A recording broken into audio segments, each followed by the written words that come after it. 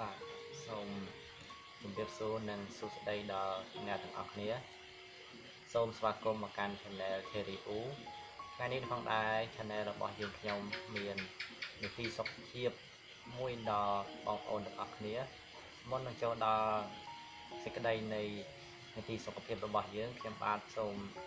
ផ្ញើនៅសេចក្តីនឹករលឹកក៏ដូចជាអញ្ជើញចំពោះបងប្អូនទាំងអស់ដែលជាអ្នកតាមដាន Channel របស់យើងខ្ញុំថ្ងៃនេះផងដែរតើបងប្អូនសុខសប្បាយទេតើអ្នកទាំងអស់គ្នាមានបំណងចង់បាននៅសុខភាពល្អគ្រប់គ្នាដែរទេជាការពិតណាស់មនុស្សគ្រប់រូបតែងតែប្រាថ្នាចង់បាននៅសេចក្តីសុខទាំងផ្លូវកាយនិងផ្លូវចិត្តដូច្នេះដែរដើម្បីបាននៅសេចក្តីសុខផ្លូវកាយ Channel របស់យើងខ្ញុំសូមណែនាំនៅវិធាន7ប្រការឬក៏ចំណុចអត្ថប្រយោជន៍7ចំណុចដើម្បីជួយឲ្យសុខភាពរបស់បងប្អូនក៏ដូចជាសុខភាពរបស់យើងទាំងអស់គ្នាមានសុខភាពល្អកត្តាអត្ថប្រយោជន៍ទាំង7នោះមានដូចជាទី1បងប្អូនត្រូវផឹកទឹកឲ្យបានគ្រប់គ្រាន់ទី2ត្រូវញ៉ាំផ្លែឈើ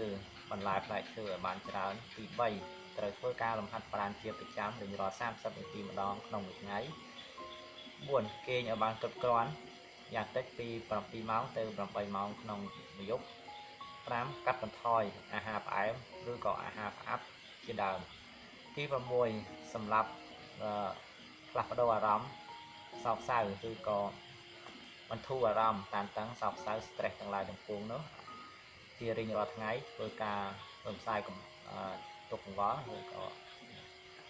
ទី6គឺ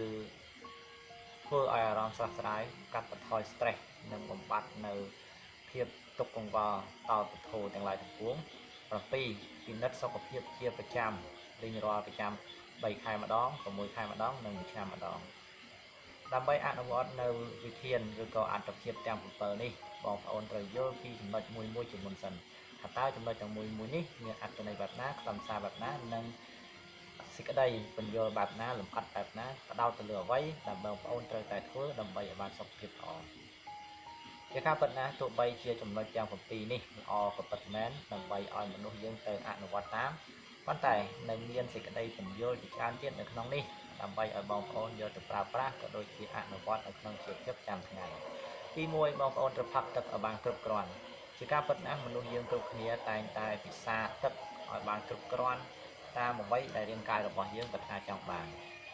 ជាទូទៅតាមគ្រូពេទ្យជំនាញតែងតែណែនាំយើងឲ្យពិសាទឹកឲ្យបានគ្រប់គ្រាន់គឺឲ្យបានច្រើនសូម្បីតែក្រៅពីដេកភ្លាមក៏យើងត្រូវផឹកទឹកមួយកែវភ្លាមផងដែរដើម្បីអីដើម្បីធ្វើឲ្យឈាមរបស់យើងរត់បានស្រួលនិងជួយដំណើរការមេតាបូលិសនៅក្នុងសារពាង្គកាយតើការផឹកទឹកច្រើនសូម្បីតែក្រៅពីដេកតើមានបញ្ហាឬក៏សារៈប្រយោជន៍បែបណាខ្លះចំពោះរាងកាយរបស់យើងសុខភាពរបស់យើងលោកវិជ្ជបណ្ឌិតឯកទេសផ្នែកសុខភាពទូទៅបានណែនាំឲ្យដឹងថាការផឹកទឹកច្រើនគឺពិតជាល្អប្រសើរសម្រាប់សុខភាពនិងសម្រស់ក៏ដូចជាអារម្មណ៍របស់យើងផងដែរហេតុអីបានជាលោកណែនាំនៅ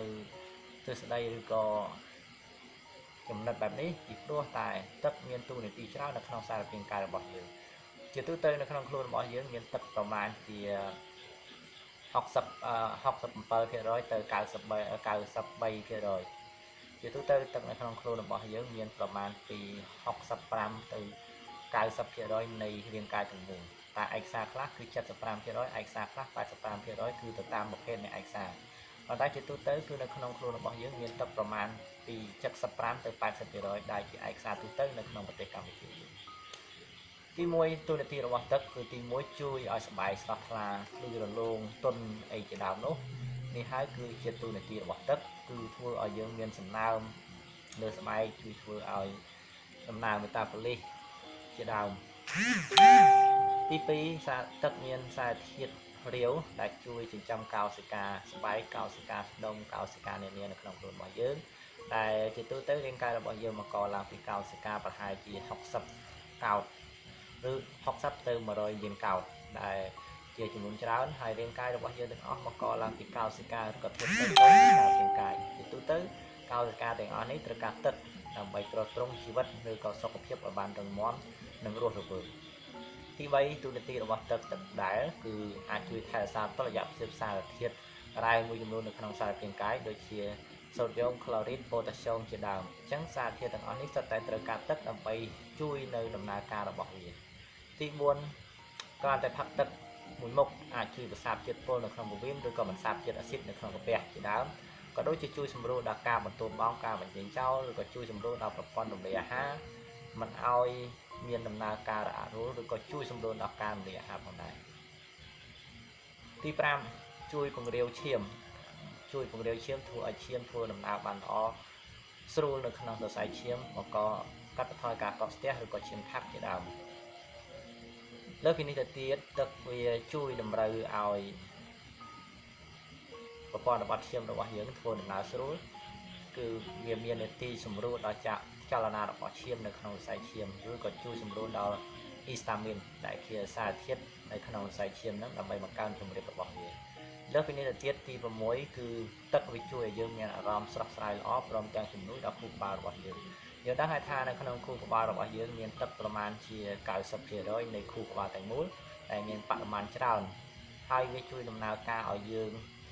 មានអារម្មណ៍គិតរហ័សរហួនក៏ដូចជាចងចាំបានល្អនិងមិនងាយបិទផ្ទាំងផងដែរអញ្ចឹងទឹកមានតួនាទីច្រើនលើសពីនេះទៅទៀតទឹកក៏ជួយទ្រទ្រង់សន្លាក់ឆ្អឹងបង្កើតនៅទឹកសន្លាក់របស់ឆ្អឹងរបស់យើងជាទូទៅឆ្អឹងរបស់យើងមានទឹកបរិមាណប្រហែលជា23ទៅ25%ដែលឯកសារខ្លះមានលើសនេះហើយនៅក្នុងទឹកជង្គង់របស់យើងគេហៅថាសន្លាក់ហ្នឹងគឺជាកន្លែងនៅក្បាលឆ្អឹងពីរយកគ្នាហ្នឹងគឺវាត្រូវការទឹកផងដែរដើម្បីយកទៅបន្សើមឬក៏ជំនួយដល់ទឹកសន្លាក់របស់យើងបាទកត្តាទាំងអស់នេះគឺសុទ្ធតែមិនអាចខ្វះបាននៅទឹកហើយថាទឹកជាធាតុបង្កផ្សេងមិនអាចខ្វះបានទេលើសពីនេះទៅទៀតចំណុចមួយទៀតដែលរាងកាយរបស់យើងមិនអាចខ្វះបានគឺទឹកវាមិនបង្កឲ្យមានបញ្ហានានាដូចជារលាកអំពង់កឬក៏ពងបែកមកទេអញ្ចឹងដូច្នេះនៅពេលដែលយើងមានបញ្ហារលាកអំពង់កក្តៅគឺយើងត្រូវការពិសាទឹកឲ្យបានច្រើនដើម្បីកាត់បន្ថយជំងឺទាំងអស់នេះក៏ដូចជាការបំ